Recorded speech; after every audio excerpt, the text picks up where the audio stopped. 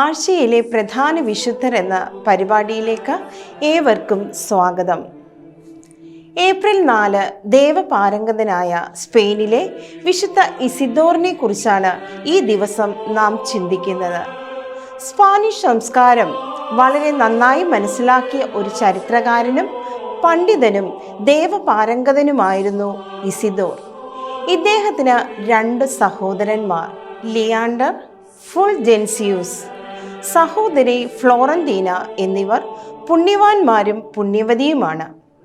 സഹോദരിയുടെ ആവശ്യമനുസരിച്ചാണ് ഇദ്ദേഹം തൻ്റെ പ്രസിദ്ധമായ കത്തോലിക്ക വിശ്വാസം എന്ന ഗ്രന്ഥം എഴുതിയത്. സഹോദരൻ ലിയാണ്ടറുടെ പിൻഗാമിയായി സേവലീനിൽ മെത്രാപ്പോലിത്തയായി 40 വർഷം സ്ഥാനം വഹിച്ചു.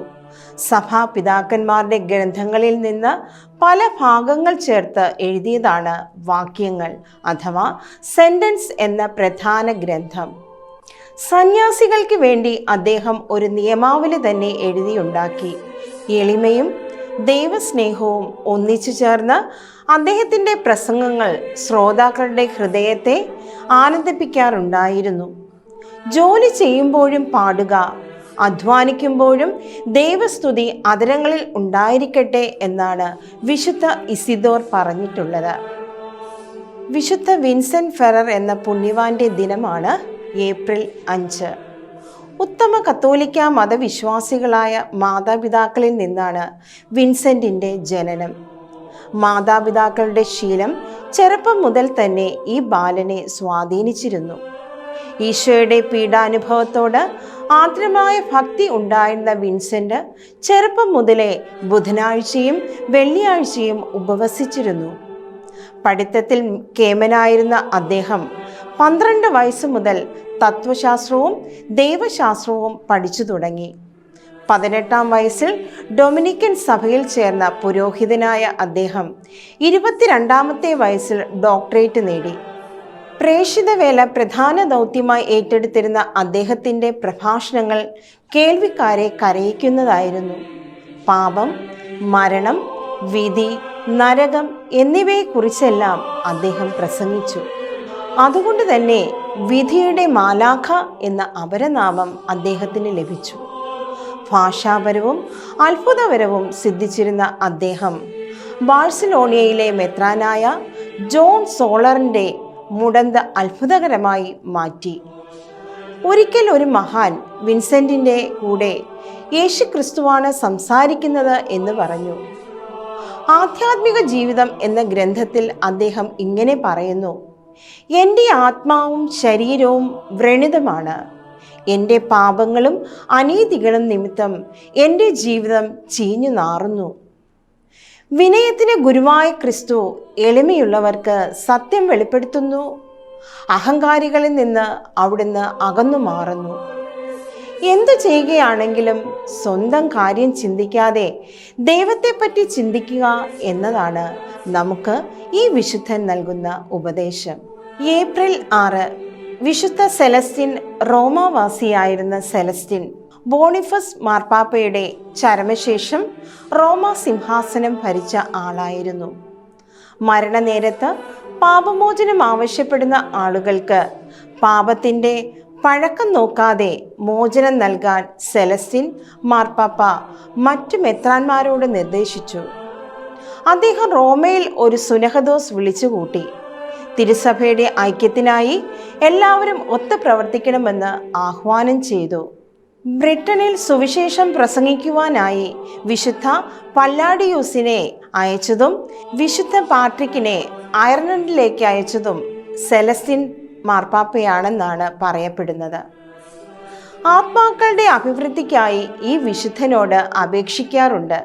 യജമാനൻ വരുമ്പോൾ ജാഗരൂകനായിരിക്കുന്ന വേലക്കാരൻ അനുഗ്രഹീതൻ എന്നാണ് അദ്ദേഹം പറയുന്നത്. ഏപ്രിൽ 6 വിശുദ്ധ സെലസ്റ്റിൻ ദിനമായി കൊണ്ടാടുന്നു. ഏപ്രിൽ 7 വിശുദ്ധ ജോൺ ബാപ്റ്റിസ്റ്റ് അനുസ്മരണം. ഫ്രാൻസിലെ സമ്പന്ന കുടുംബത്തിലാണ് ജോണിന്റെ ജനനം. 27-ാമത്തെ വയസ്സിൽ പുരോഹിതനായി വൈദിക ലോകത്ത് ഉയർന്ന സ്ഥാനം പ്രതീക്ഷിക്കാമായിരുന്നെങ്കിലും ദരിദ്രർക്കായി ഒരു സ്കൂൾ നടത്താനാണ് അദ്ദേഹം തീരുമാനിച്ചത്. കുറച്ചു നാളുകൾക്ക് ശേഷം ക്രിസ്തീയ സഹോദരന്മാർ എന്ന ഒരു സന്യാസ സഭ അദ്ദേഹം സ്ഥാപിച്ചു. ഈ സഭ അതിവേഗം വളർന്നു.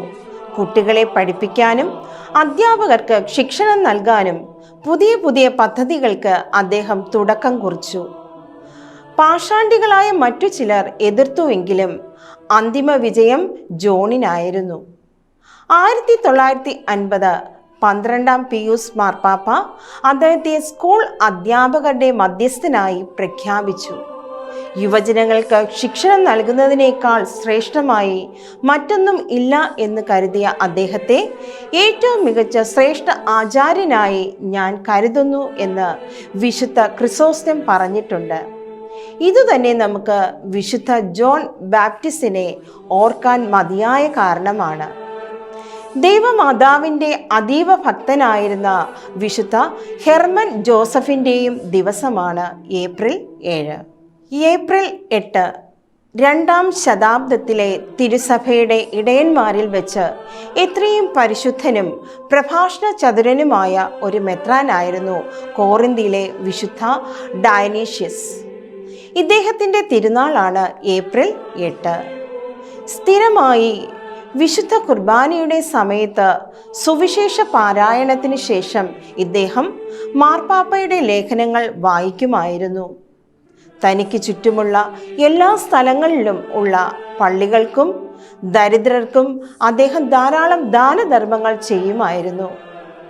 വിശ്വാസ സംരക്ഷണത്തിന് വളരെ ഏറെ സഹിക്കേണ്ടി വന്നതുകൊണ്ട് ഗ്രീക്കുകാർ അദ്ദേഹത്തെ രക്തസാക്ഷി എന്ന് വിളിക്കുന്നുണ്ട്. ലോക വസ്തുക്കളോടുള്ള അമിതമായ മമതയും പരമാർത്ഥതയിലുള്ള കുറവും വിശ്വാസത്തിൽ തെറ്റുകൾ വരുന്നതിന് കാരണമാണെന്നാണ് അദ്ദേഹം പറയുന്നത്. ഏപ്രിൽ 9 ഈജിപ്തിലെ വിശുദ്ധ മറിയത്തെ നമുക്ക് സ്മരിക്കാം. പാലസ്തീനയിലെ മരുഭൂമിയിൽ പരിശുദ്ധനായ ഒരു സന്യാസി ഉണ്ടായിരുന്നു. പേര് സോസിമൂസ്.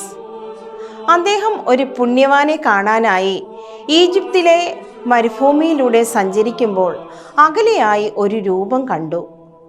സോസിമൂസ് അടുത്തേക്ക് പോകുന്തോറും ആ രൂപം അകന്നുകൊണ്ടേയിരുന്നു.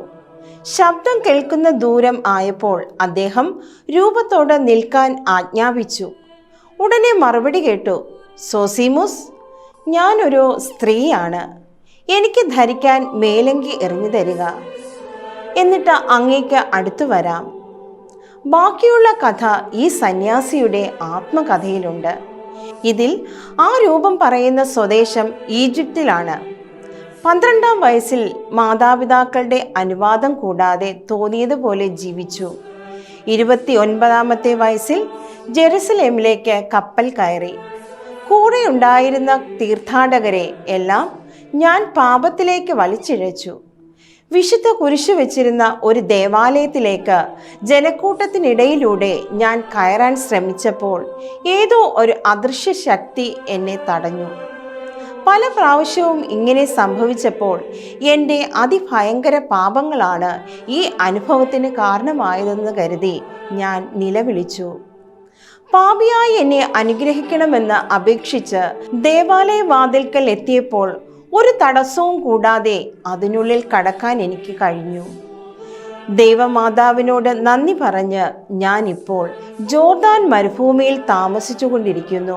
അന്ന് പുരോഹിതനായ സോസിമൂസിൻ്റെ കരങ്ങളിൽ നിന്ന് മറിയം ദിവ്യകാരുണ്യ ബലി സ്വീകരിച്ചു. പാപത്തെക്കുറിച്ച് ചിന്തിച്ച് പ്രായശ്ചിത്തം ചെയ്ത മറിയത്തിൻ്റെ മാനസാന്തര കഥ വിശുദ്ധ ജോൺ കൊളംബിനിയെ പുണ്യമാർഗത്തിലേക്ക് തിരിയുവാൻ സഹായിച്ചു. നമുക്കും പാപത്തിന് തക്ക പ്രായശ്ചിത്തം ചെയ്യുവാൻ പരിശ്രമിക്കാം. ഏപ്രിൽ 10 സന്യാസ സഭയിൽ വിശുദ്ധരുടെ മൈക്കിൾ എന്ന നാമത്തിൽ അറിയപ്പെട്ടിരുന്ന ഒരു വൈദികനെയാണ് നാം സ്മരിക്കുന്നത്. സ്പെയിനിലാണ് വിശുദ്ധ മൈക്കിളിൻ്റെ ജനനം.